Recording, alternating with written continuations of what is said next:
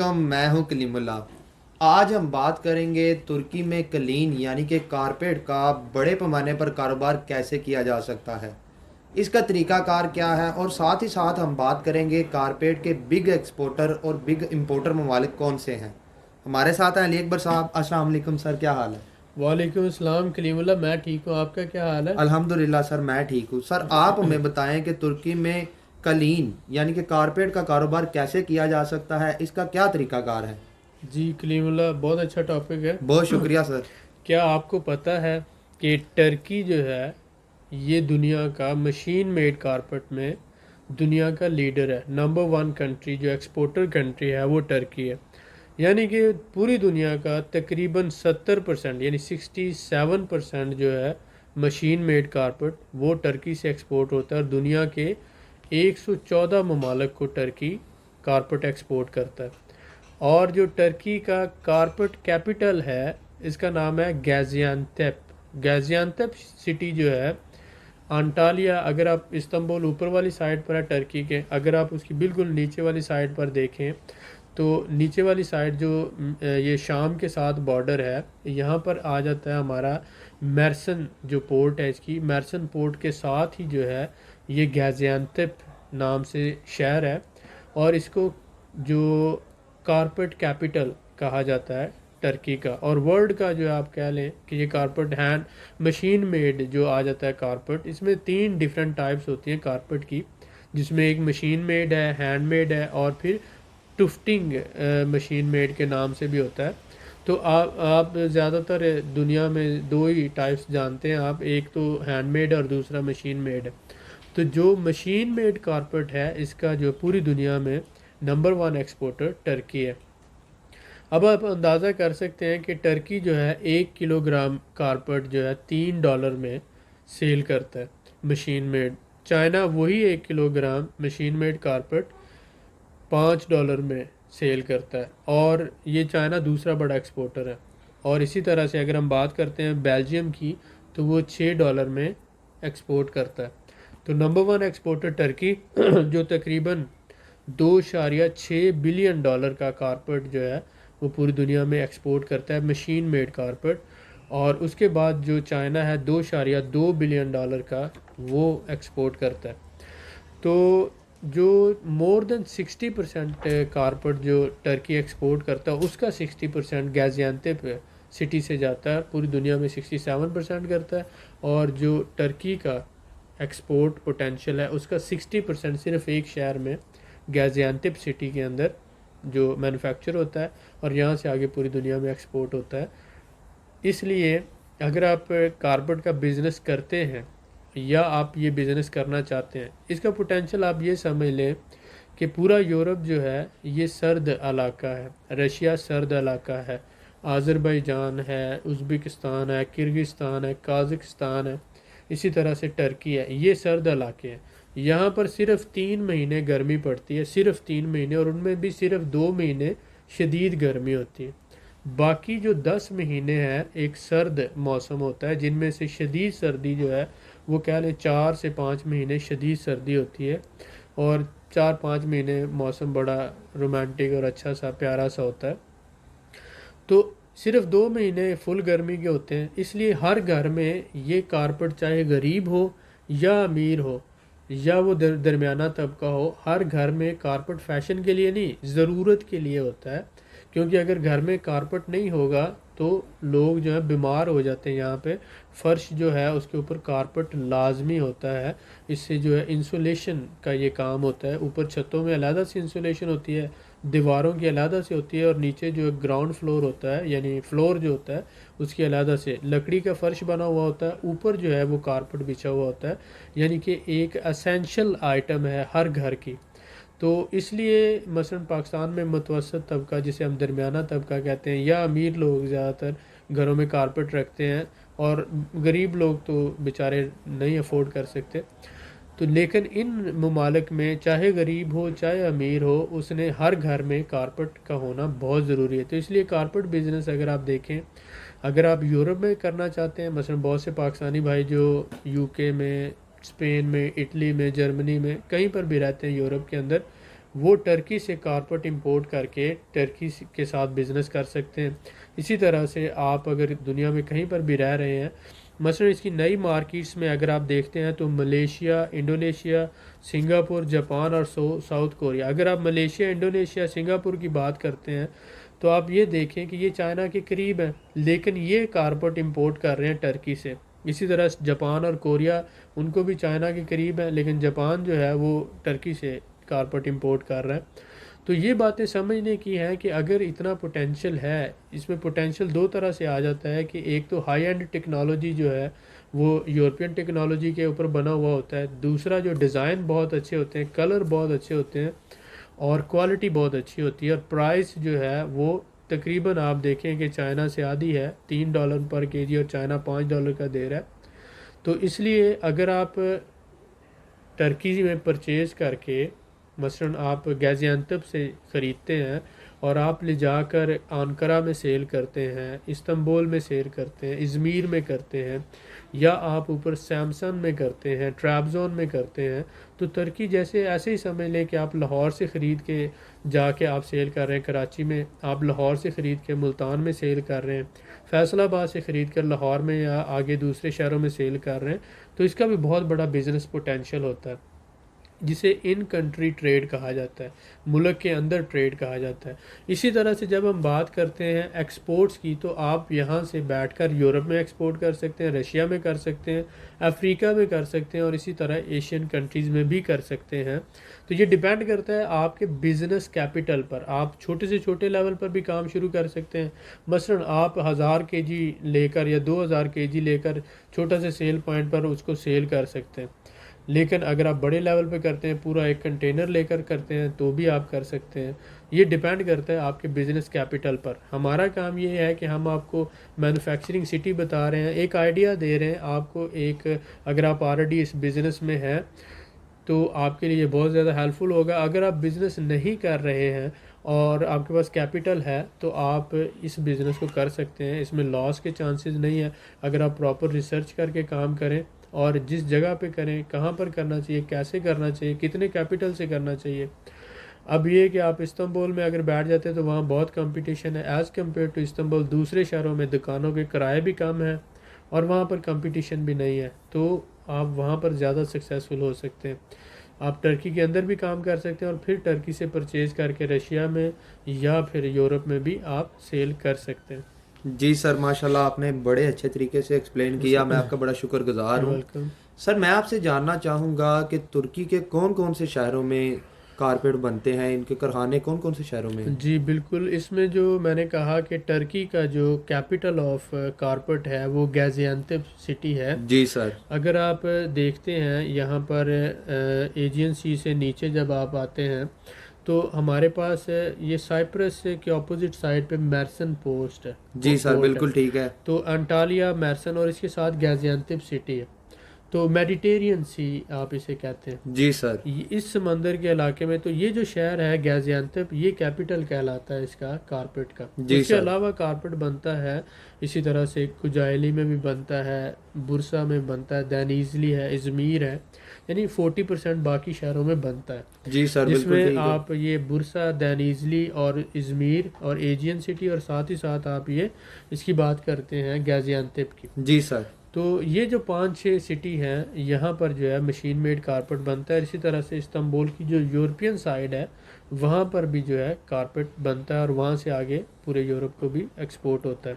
तो अगर आप कारपेट का बिज़नेस करना चाहते हैं तो आप इन सिटीज़ को विज़िट करें, थोड़ा सा रिसर्च करें, और इंशाल्लाह ताला आपको काफ़ी हेल्पफुल इन्फॉर्मेशन मिलेगी। इंशाल्लाह सर, आप इंशाल्लाह। हमारे से भी रब्ता कर सकते हैं, हम भी जितनी होगी इंशाल्लाह आपकी हेल्प करेंगे। जी सर, बिल्कुल। सर मैं आपसे जानना चाहूँगा कि तुर्की के कारपेट की यूरोप में डिमांड क्यों ज़्यादा है? जी, यूरोप में डिमांड होने की 3-4 वजूहात हैं। जी नंबर सर। 1 ये है कि वेस्टर्न टेक्नोलॉजी जो है वो टर्की यूज़ करता है, लेटेस्ट टेक्नोलॉजी, जी सर। जिसमें इटालियन है, जर्मन मशीनरी है, वो यूज़ होती है। दूसरा ये कि डिज़ाइन इसके बहुत आला होते हैं क्वालिटी के हवाले से। स्किल्ड लेबर है टर्की के पास। और उसके साथ साथ अगर आप देखते हैं कि 3 दिनों के अंदर पूरे यूरोप के अंदर सप्लाई मिल जाती है। जी सर, तो बिल्कुल एक ठीक है। शिपमेंट जो है ये आप समझ लें कि 3 दिनों में अगर आप माल मतलब लाहौर से कराची पहुंचाना चाहते हैं तो ये बाज़ टाइम 4-4 दिन लग जाते हैं। ऐसा ही है तो सर। डिपेंड करता है कि ये अगर आपको एक शहर से दूसरे शहर माल पहुंचाना हो तो 3 से 4 दिन लग जाते हैं, लेकिन टर्की में पूरे यूरोप में इस तरह की एक कार्गो सिस्टम है, इस तरह का एक लॉजिस्टिक सिस्टम है कि विद इन 3 डेज़ आपको पूरे यूरोप में जहाँ पर चाहें शिपमेंट मिल जाती है। तो ऐसे हमारे भाई जो यूरोप के अंदर रह रहे हैं या यूके में रह रहे हैं और उन्हें कोई बिजनेस नहीं मिल रहा, पैसा है उनके पास, तो वो इस तरह का एक सेल पॉइंट बनाएं जिस पे बेड शीट, टॉवल और कारपेट रख के वो अपना काम कर सकते हैं, या सिर्फ कारपेट की दुकान बना लें जहाँ पर वो हैंडमेड और मशीन मेड कारपेट दोनों तरह के रखें। और बहुत अच्छा बिजनेस है, ये एसेंशियल आइटम है हर घर की यूरोप की, और इसमें कोई ख़राब होने वाली भी चीज़ नहीं है, और ये डेफिनेटली आप इसमें पैसा कमाएंगे। जी सर, बिल्कुल ठीक है, बहुत शुक्रिया। वेलकम। बहुत इन्फॉर्मेशन आपने सर, कीमती इन्फॉर्मेशन दी हमें। जी सर जी। मैं आपसे जानना चाहूँगा कि तुर्की से कारपेट के बड़े इंपोर्टर ममालिक कौन से हैं? जी बिल्कुल, आप ये देखें तुर्की तकरीबन 141 और 140 के करीब मुल्कों को एक्सपोर्ट करता है जी हैंडमेड सर, कारपेट। बिल्कुल ठीक है। उनमें जो बड़े हैं उसमें नंबर 1 आ जाता है Germany, number 2 Austria, number 3 UK, number 4 Netherland, Italy, उसके बाद स्पेन है, पोलैंड है। ये सारे ममालिक जो हैं ये वॉल्यूम में टर्की के साथ ट्रेड करते हैं। लेकिन इसके साथ साथ तकरीबन 140 के करीब मैंने बताया दुनिया का जी सर। नंबर 1 एक्सपोर्टर है, तो आधी से ज़्यादा दुनिया टर्की से इंपोर्ट करती है कारपेट। जी सर, बिल्कुल ठीक है, बहुत शुक्रिया सर। जैसा कि तुर्की के बारे में बात हुई, तो मैं आपसे जानना चाहूँगा कि दुनिया में कारपेट के बड़े एक्सपोर्टर ममालिक कौन से हैं? जी, जब आप बात करते हैं हैंडमेड कारपेट की तो वो डिफरेंट है, लेकिन हम बात कर रहे हैं मशीन मेड के हवाले जी से। सर। तो मशीन मेड कारपेट्स की जब हम बात करते हैं तो नंबर 1 एक्सपोर्टर टर्की है, उसके बाद नंबर 2 चाइना आ जाता है, उसके बाद अगर हम बात करते हैं अमेरिका है, उसके साथ बेल्जियम है, पोलैंड है, स्पेन है। ये भी बहुत बड़ी क्वांटिटी में एक्सपोर्ट्स कर रहे हैं पूरी दुनिया को। जी सर, बिल्कुल ठीक है। सर मैं आपसे जानना चाहूँगा कि जो भाई हमारे तुर्की में मौजूद हैं, जी वो जी। किस तरह से तुर्की से जो है ना कारपेट का कारोबार कर सकते हैं और फ़ायदा हासिल कर सकते हैं? जी, जैसे मैंने बताया कि ये जो ममालिक हैं, जैसे आप पूरे यूरोप की बात कर लें, जी सर। तकरीबन यूरोप में 26 के करीब ममालिक हैं। उसके ऐसा ही है बाद सर। रशिया आ जाता है, उसके साथ साथ फिर टर्की बज़ाते खुद, और उसके साथ आज़रबाईजान है, ईरान है, ये सारे कंट्रीज। ऐसा ही है तो सर। इसमें जो है मशीन मेड कारपेट जो सबसे सस्ता है पूरी दुनिया में, मैंने बताया $3 पर केजी टर्की देता है। जी सर, इससे ऐसा ही। सस्ता पूरी दुनिया में कहीं पर भी नहीं है, क्वालिटी के हवाले से सबसे अच्छा। तो वो यहाँ से टर्की से, गाजियान्तिप सिटी से, जी सर। बुरसा से, दानिजली से, इज़मीर से ख़रीद कर यूरोप में कहीं भी सेल कर सकते हैं। और अगर वो टर्की में मौजूद हैं तो क्योंकि टर्की बज़ाते खुद एक बहुत बड़ी मैन्युफैक्चरिंग और ट्रेडिंग इकॉनमी है। जी सर, ऐसा ही है। आप देखिए दुनिया का तकरीबन आधे से ज़्यादा दुनिया को चाइना के बाद टेक्सटाइल सप्लाई कर रहे हैं। जी उसके सर। साथ साथ बहुत से लोगों को नहीं पता होगा, होम अप्लाइंसेस जो है इसका नंबर 1 एक्सपोर्टर है पूरी दुनिया में। होम अप्लाइंसेस से मुराद है फ्रिज, उसके साथ आ जाता है वॉशिंग मशीन, उसके साथ आ जाता है डिश वॉशर, उसके साथ आ जाते हैं ओवन। यानी कि जो घरेलू इस्तेमाल की अशिया है, जो टेक्नोलॉजी है, ये जिसे हम कंज्यूमर प्रोडक्ट्स कहते हैं, इसके हवाले से तुर्की जो है पूरी दुनिया का नंबर 1 एक्सपोर्टर है। अब आप एलजी को या सैमसंग को या जापान और साउथ कोरिया को भूल जाएं, अब टर्की इस वक्त पूरी दुनिया को लीड कर रहा है। ठीक है, और इसी तरह से ये जो हैंडमेड कारपेट्स में आप देख रहे हैं कि दुनिया का नंबर 1 मशीन मेड कारपेट्स में दुनिया का नंबर 1 एक्सपोर्टर है टर्की। जी सर, बिल्कुल तो सही है। इसी तरह से मोबाइल जो गाड़ियां हैं, यानी कि आप देखें व्हीकल्स, दुनिया में जो इकॉनमीज़ होती हैं वो बड़ी बड़ी एक्सपोर्ट्स पे चलती हैं। तो तकरीबन $20 अरब की एक्सपोर्ट सिर्फ जो है व्हीकल्स, यानी कि जिसमें कारें आ जाती हैं और बसें आ जाती हैं, ये इनकी एक्सपोर्ट, और ट्रक्स जो हैं, कारें, बसें और ट्रक्स, $20 अरब की सालाना जो है इन 3 आइटम्स की एक्सपोर्ट टर्की से होती है। और दुनिया के बड़े बड़े ब्रांड जो हैं वो टर्की से व्हीकल्स इंपोर्ट कर रहे हैं। उसके साथ साथ जो शिप बिल्डिंग है, तकरीबन 140 शिप यार्ड है, 140 शिप यार्ड हैं टर्की के अंदर, जो हर तरह के शिप्स बनाते हैं, जिनमें कंटेनर शिप्स हैं, ऑयल टैंकर हैं, जो है इसी तरह से फेरीज आ जाते हैं, याख्ट आ जाते हैं, बोट्स आ जाते हैं, स्पीड बोट्स आ जाते हैं, छोटे बड़े दरमियाने दर्जे के हर तरह के शिप्स पूरी दुनिया को एक्सपोर्ट करता है। तो 20 अरब डॉलर की व्हीकल की एक्सपोर्ट है, शिप्स की एक्सपोर्ट एक तरफ, होम अप्लाइंसेस की एक्सपोर्ट एक तरफ, उसके साथ साथ मशीनरी आ जाती है उसकी एक्सपोर्ट दूसरी तरफ। ये जो मशीन मेड कारपेट्स हैं, टेक्सटाइल हैं, टॉवल हैं, बेड शीट्स हैं, इनके बाद अगर हम बात करते हैं तो फूड आइटम्स में भी टर्की बहुत से ममालिक को एक्सपोर्ट करता है। अब अगर एक बिजनेसमैन बंदा जो है दुनिया में, आप ये देखें कि मैन्युफैक्चरिंग जो है ये चाइना से, जो यूरोपियन ममालिक हैं वो अपनी मैन्युफैक्चरिंग चाइना से शिफ्ट कर रहे हैं टर्की में। वजह उसकी क्या है कि टर्की से सिर्फ विद इन 3 डेज़ जो है शिपमेंट पहुंच जाती है पूरे यूरोप में। चाइना से जो है 45 दिनों में शिपमेंट आती है। यूरोप के अंदर जो मैन्युफैक्चरिंग है उसके लेबर की कॉस्ट 1600 यूरो तक चली जाती है या 1500 यूरो महाना सैलरी है, लेकिन टर्की में 400 यूरो सैलरी है वर्कर की। अब 400 यूरो समटाइम 350 300 भी है, तो आप से 400 ही लगा लें मैक्सिमम। तो 1600 की निस्बत 400 यूरो सैलरी है और यूरोप की प्रॉक्सिमिटी है, 3 दिन के अंदर अंदर शिपमेंट मिल जाती है। तो बहुत सी मैन्युफैक्चरिंग जो इंडस्ट्री है वो चाइना से शिफ्ट हो रही है इधर टर्की के अंदर। तो जैसे मैंने आपको बताया कि व्हीकल्स, शिप बिल्डिंग और इसके साथ साथ ये बड़ी इंडस्ट्रीज़ जो है ये टर्की के अंदर है, और इसीलिए टर्की की एक्सपोर्ट जो है वो तकरीबन, इसका जीडीपी पूरी दुनिया में इस वक्त अमेरिका से ज़्यादा, जर्मनी से ज़्यादा, फ्रांस से ज़्यादा, ऑस्ट्रेलिया से ज़्यादा 5.2% की जो है एवरेज, सालाना एवरेज के साथ इसका जीडीपी ग्रोथ रेट जो है वो है। तो 1200 अरब डॉलर की इकॉनमी है, सिर्फ 8 करोड़ का मुल्क है, और दुनिया का चौथा बड़ा टूरिज़म डेस्टिनेशन, 6 करोड़ सालाना यहाँ पर टूरिस्ट आते हैं। तो जब इन सारी बातों को देखा जाता है तो टर्की का जो फ्यूचर है वो बहुत ब्राइट है। आप वहाँ पर घर लेकर प्रॉपर्टी, $20,000 $25,000 की प्रॉपर्टी लेकर आप वहाँ की रेजिडेंस ले सकते हैं, फैमिली के साथ वहाँ पर शहरी बन सकते हैं, 5 साल के बाद आप वहाँ का पासपोर्ट ले सकते हैं सिर्फ $20-25,000 की आप प्रॉपर्टी ख़रीद कर। इसी तरह से आप वहाँ बिज़नेस सेटअप करके आप वहाँ पर बिज़नेस रेजिडेंस ले सकते हैं। इसी तरह से आप अगर वहाँ इन्वेस्टमेंट करते हैं तो उन्होंने लॉ बनाया कि विद इन 3 मंथ्स आप नेशनैलिटी ले सकते हैं उसकी, अगर आप सिर्फ $2.5 लाख तक इन्वेस्ट करते हैं या बैंक में रखते हैं। तो ये बहुत सी सहूलतें हैं। क्यों है? तो आप देख रहे हैं कि इतनी तेज़ी से, इतना बड़ा इंडस्ट्रियल कंट्री और इतनी तेज़ी से ग्रो कर रहा है, दुनिया में कोई मुल्क उसका कंपटीशन नहीं कर सकता। बहुत से पाकिस्तानी जो सिर्फ इलीगल जाते हैं टर्की में और इस्तांबुल में फंस के रह जाते हैं, उनके पास ना डॉक्यूमेंट्स होते हैं, ना उनके पास इल्म होता है, ना उनके पास नॉलेज होता है, ना ही उनके पास एज और एक्सपीरियंस होता है। वो 18 साल के लड़के, 16 साल के लड़के, 15 साल के लड़के वो चले जाते हैं टर्की में। अब उनका एक तो वो अनपढ़ होते हैं और विलेजेस और इसी तरह से गाँव से मुख्तलिफ फैमिली से ताल्लुक़ रखते हैं, हमारे लिए सब रिस्पेक्टेबल है। लेकिन उस बंदे के पास, जिसके पास ना ही एजुकेशन है, ना ही ज़िंदगी का कोई एक्सपीरियंस है, ना ही उसके पास कैपिटल है, वो जब जाता है टर्की में इल्लीगल बॉर्डर क्रॉसिंग करके तो वहाँ पर फंस जाता है, और उसके बाद वो फिर रो रो के अपनी कहानियाँ सुनाता है कि मैं टर्की में फंस गया, यहाँ पे कुछ नहीं है, यहाँ पे भूखे मार रहे हैं, ये है वो। या फिर जो महाजर शाम से आए हुए वो बेचारे लोग हैं, उनको लैंग्वेज बैरियर्स हैं, या अपना वो जमा पूंजी लुटा कर आए हैं।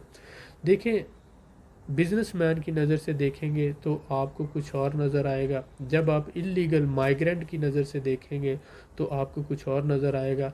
आप देखें जिस तरह से पूरी दुनिया देखती है, आप इस्तांबुल से बाहर निकल के देखें, टर्की की इंडस्ट्रीज़ को देखें, टर्की का जो है पोटेंशियल वो देखें, टर्की दुनिया में ग्रो क्यों कर रहा है ये देखें। और दुनिया का इतना बड़ा manufacturing and export hub China के बाद टर्की बन रहा है, और उसकी इकानमी बड़ी तेज़ी से ग्रो कर रही है। आप इससे फ़ायदा उठाएं, टर्की में सेटल हों, बिज़नेस करें, और आने वाले वक्त में इसकी इकानमी से फ़ायदा उठाते हुए आप भी इसके साथ ग्रो करें। जी बहुत सर, शुक्रिया। माशाल्लाह आपने बड़े अच्छे तरीके से एक्सप्लेन किया है, और हमारे भाई इस आपकी इस इंफॉर्मेशन से बहुत ज़्यादा फ़ायदा हासिल कर सकते हैं। इंशाल्लाह हम भी यही बहुत शुक्रिया सर, इंशाल्लाह अल्लाह ताला करम करेगा। मज़ीद मालूमात के लिए हमारे चैनल को सब्सक्राइब करें, वीडियो को लाइक करें और शेयर करें, बेल आइकन को ज़रूर प्रेस करें ताकि हमारी अगली वीडियो आपको मिल सके। अल्लाह हाफिज़।